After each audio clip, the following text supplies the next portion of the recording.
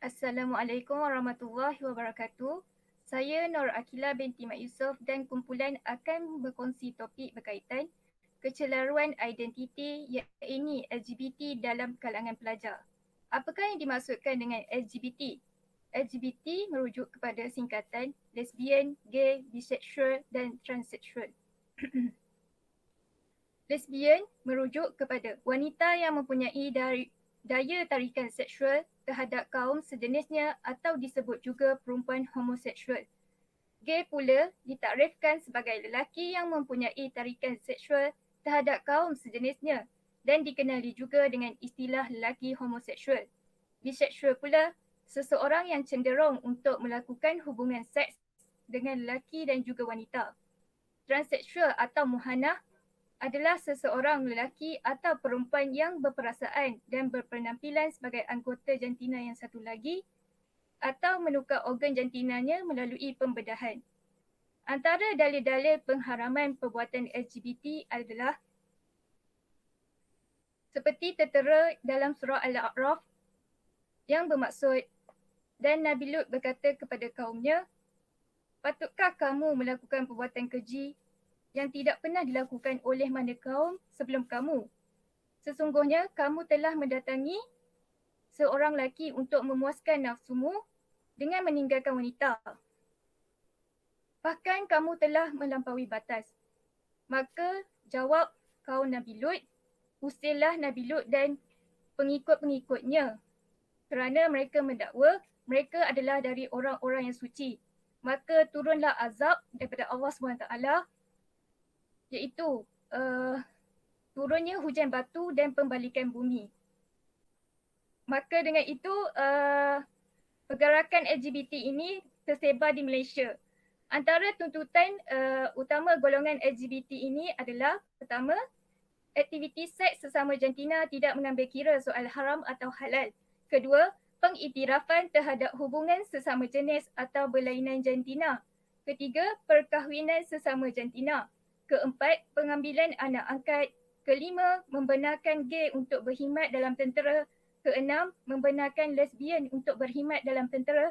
Ketujuh, anti-diskriminasi berdasarkan orientasi seksual. Ke-8, memperjuangkan undang-undang untuk identiti gender dan ekspresi gender. Maka dengan itu tertubuhlah gerakan pro-LGBT Malaysia. Antaranya Sister in Islam, Komuniti Muslim Universal, Justice for Sister, Pelangi Campaign, Amnesty International, TT Foundation, Sexuality Merdeka, The National Human Rights Society, Access, People Like Us, Friday, Purple Leg, Queer Malaysian, Title Words, Utopia Asia. Okey, seterusnya adalah berkaitan teori-teori psikologi pendidikan yang berkaitan LGBT.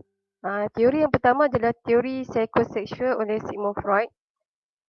Okey, untuk teori psikoseksual ada 5 tahap yang mana sekiranya 5 tahap ni diselesaikan dengan memuaskan maka akan menghasilkan bentuk kepribadian yang baik. Namun jika sebaliknya ada gangguan maka ia akan beri kesan pada karakter seseorang di kemudian hari. Bagi LGBT dikatakan dalam teori ini bahawa mereka mempunyai gangguan pada tahap yang ketiga iaitu tahap phallic stage iaitu antara 3 hingga 5 tahun. Kanak-kanak pada 3 hingga 5 tahun ini akan memberi perhatian atau mengetahui perbezaan anatomi lelaki dan perempuan. Yang mana anak-anak lelaki pada waktu ini akan lebih dekat pada ibu dan melihat bahawa ayah mereka merupakan musuh untuk menarik perhatian ibunya. Dan kanak-kanak yang mengalami masalah pada tahap ini akan cenderung kepada homoseksual.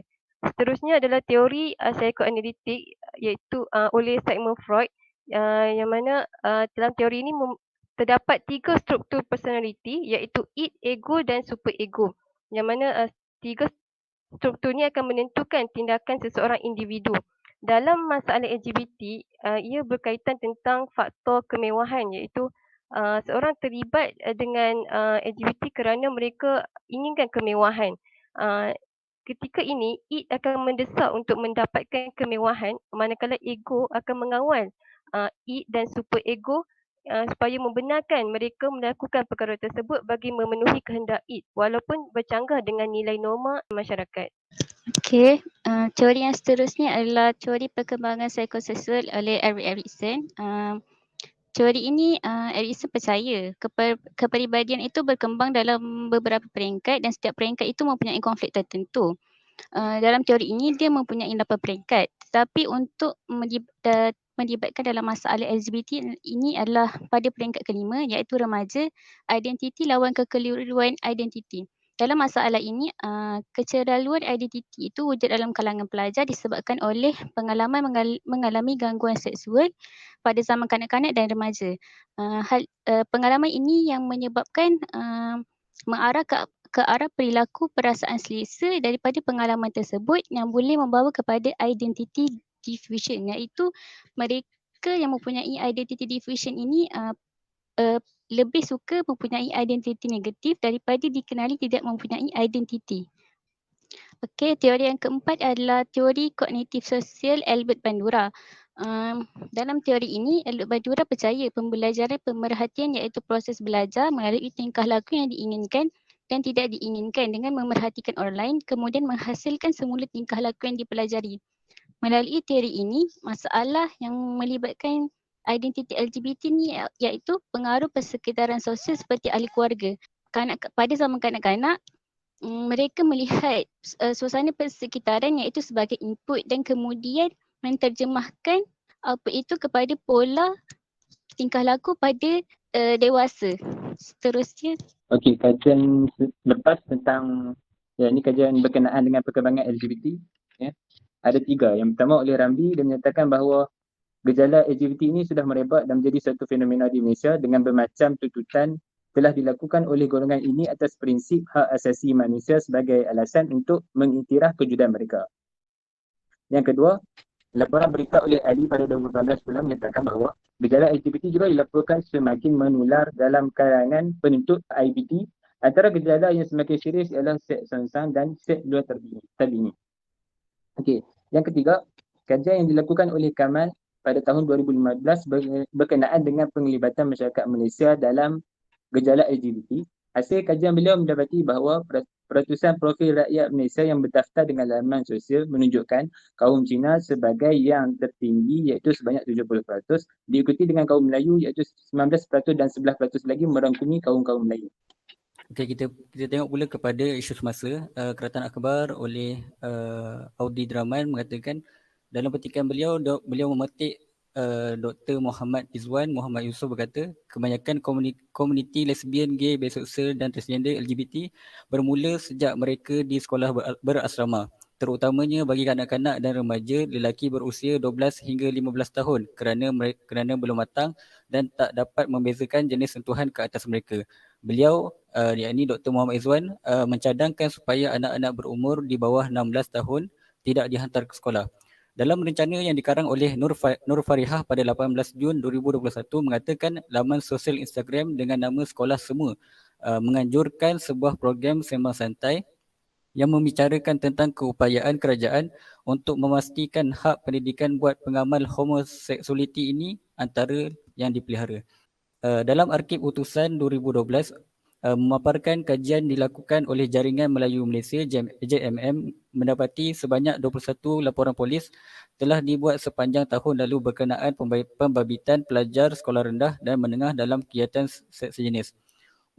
Beliau berkata untuk bulan Januari tahun ini sahaja sudah 4 laporan polis dibuat mengenai kes ini yang membabitkan pelajar-pelajar sekolah dan itu tidak mengambil kira lagi kes-kes yang tidak dilaporkan. Okey, kajian lepas yang seterusnya iaitu ditemui di dalam jurnal iaitu menurut John menyatakan bahawa penglibatan lesbian berlaku di pelbagai peringkat umur.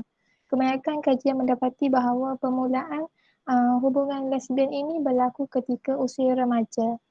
Kemudian Kimmel mengatakan bahawa konflik dalam keluarga yang dialami oleh remaja menyebabkan mereka mencari keseronokan di luar rumah melalui perhubungan dengan rakan sejenis. Isu semasa melalui Keratan Akhbar My Metro iaitu kecelaruan gender, iaitu menurut pensyarah kanan dan pakar psikologi kanak-kanak Dr. Nur Ansyah Rosli menyatakan bahawa Kecelaruan identiti berlaku kerana mereka tidak selesa dengan jantina asal mereka. Beliau juga menyatakan bahawa kebanyakan kes membabitkan di pengajian di asrama dan juga menyatakan bahawa pengaruh media sosial terutamanya TikTok kerana adanya unsur yang tidak sihat. Seterusnya, kita lihat pula kepada cadangan dan solusi kepada masalah LGBT. Secara ringkas, LGBT ini merujuk kepada sekelompok golongan yang mengamalkan cara hidup yang songsang. Okey, sudah menjadi tanggungjawab semua pihak dalam memainkan peranan masing-masing untuk mengatasi masalah gejala LGBT dalam kalangan pelajar di Malaysia. Kami bawakan 4 peranan utama dalam mengatasi masalah LGBT. Peranan pertama iaitu peranan ibu bapa, yang kedua peranan sekolah, yang ketiga peranan media massa dan yang keempat ialah peranan kerajaan. Kita lihat kepada peranan ibu bapa. Ibu bapa berperanan memberikan sepenuh perhatian terhadap anak-anak remaja mereka yang semakin membesar. Sebagai contoh, mereka sepatutnya meluangkan masa bersama-sama anak dengan bertanya dan menjadi pendengar setia kepada setiap masalah yang anak-anak mereka hadapi. Hal ini kerana masalah dalaman keluarga yang akan menjadi punca anak-anak mencari keseronokan di luar rumah sehingga mereka terjebak dalam masalah LGBT. Seterusnya, kita lihat pula kepada peranan sekolah. Okey, sekolah memainkan peranan yang sangat penting dengan memberikan kesedaran kepada para pelajar tentang keburukan LGBT terhadap kesihatan diri. Okey, sebagai contoh, sekolah boleh bekerjasama dengan Jabatan Kesihatan untuk memberi ceramah tentang kesan negatif terhadap kesihatan diri seperti penyakit HIV ataupun AIDS sekiranya para pelajar terlibat dalam gejala LGBT. Okey, secara tidak langsung, maklumat dan juga pengetahuan berkenaan seksual dapat menimbulkan kesedaran terhadap diri mereka supaya mereka tidak terjebak dalam gejala LGBT. Okey, seterusnya selain peranan ibu bapa dan sekolah, media massa dan juga kerajaan mempunyai peranan yang sangat penting dalam membendung masalah LGBT dalam kalangan pelajar. Antara peranan media massa ialah memberikan penerangan dan hebahan mengenai LGBT dengan lebih meluas. Penerangan mengenai LGBT boleh dihebohkan di televisyen dan juga media sosial seperti Facebook, Instagram dan Twitter. Ini kerana generasi sekarang sangat aktif di media sosial. Seterusnya, kerajaan mempunyai peranan yang sangat penting dalam membendung masalah LGBT dengan mengetatkan lagi undang-undang dengan mengambil tindakan yang sangat pantas terhadap golongan LGBT. Kesimpulannya, LGBT adalah satu gejala dan penyakit yang semakin menular di kalangan remaja maupun dewasa di negara kita. Oleh itu, semua pihak mempunyai peranan yang sangat penting dalam membendung masalah LGBT sebelum ia menjadi teruk. Benarlah peribahasa bulat air kerana pembentung, bulat manusia kerana muafakat. Jika semua memberikan kerjasama yang sangat baik, masalah LGBT dalam kalangan pelajar maupun dewasa dapat diatasi dengan segera. Sekian sahaja daripada kumpulan kami. Assalamualaikum warahmatullahi wabarakatuh.